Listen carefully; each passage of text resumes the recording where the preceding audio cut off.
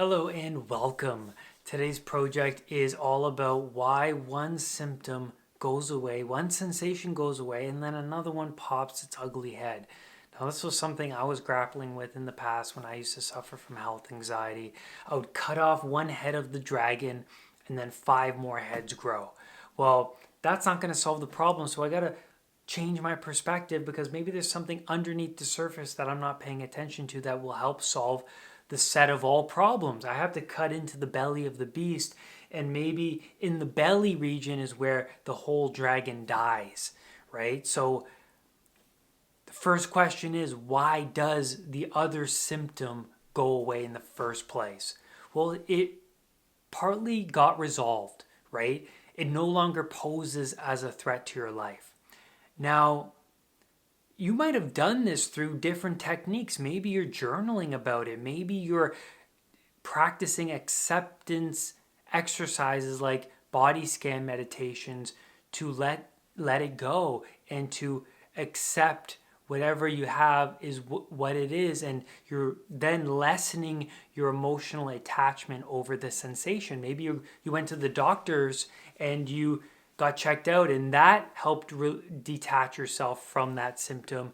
But then also, because it's partly resolved and then a new sensation pops up, this new sensation, because of how novel it is, how new it is, it gets pushed to the top of your values hierarchy, because now this new potential what if is now linked to 1,000 other what ifs. So that's daunting to you. And so where your focus goes, your energy flows to that certain thing. And so because you're so hyper focused in on that certain thing, it becomes top value to you, right? What you pay attention to continuously is what moves to the top of your values hierarchy. Does that make sense? So then the question is, why does a new sensation pop up and appear? And why do you get so emotionally attached to this new sensation? Well, the first thing is you're emotionally attached because your anxiety systems are already running. You are extremely, extremely sensitive to anything novel. I always use this metaphor, but it's a great one. The glass of water, the glass represents your body. The water represents the emotional baggage. And if the water is full, any new water that comes into the glass, the water will overflow. So that's what happens. Anything novel that comes into your life, you overflow with extreme emotion. You're extremely sensitive, and that's because your anxiety systems are on high gear day and night. So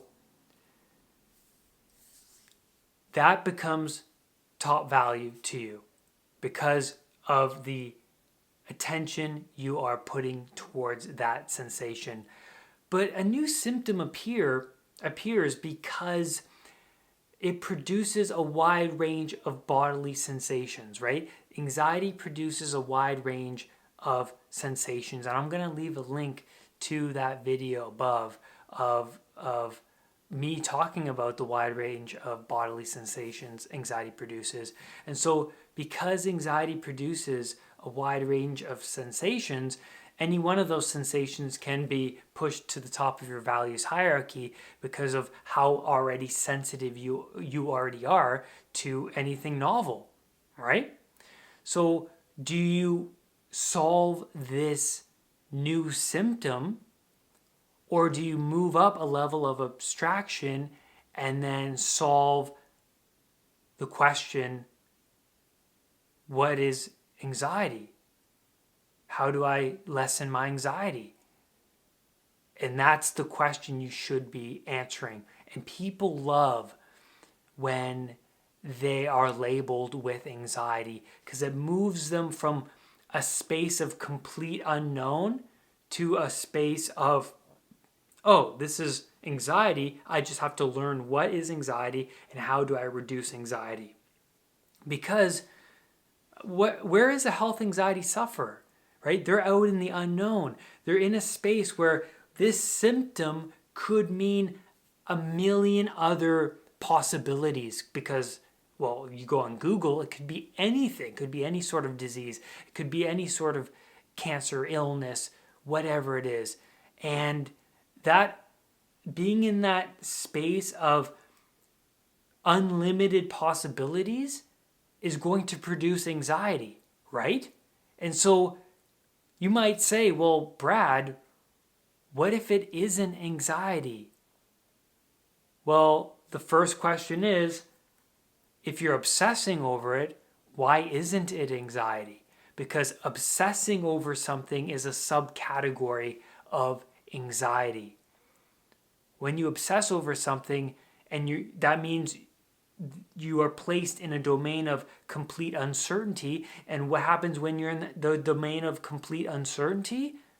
Well, your anxiety response inevitably activates. It's like being in the woods, right? If you're lost in the woods without a map, what happens? Your anxiety response kicks in. You're alert. You're awake. You start to breathe heavily. You start to potential threats pop into your mind, potential possibilities of what could happen, right? So that answers that question. If you're obsessing over it, then of course it's anxiety.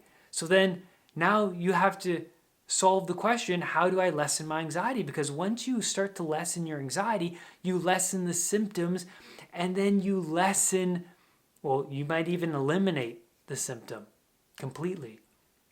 So you have to look at what you're doing daily that's contributing to your anxiety. What are the habits that you're doing daily that need to be replaced? And when you replace those habits, then you start to lessen your anxiety, and then you start to get to a better place in your life.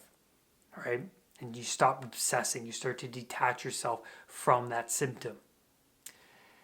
And so, too much uncertainty, what happens? Your anxiety response inevitably kicks in, right? So what does someone need to do when they're in the place of uncertainty? Well, they need to add more order into their life. They need to add more certainty. How do you add more certainty into your life? Well, eat healthy, sleep better, exercise more, engage in meditation practices, sacrifice other habits that make you feel weak and unhealthy.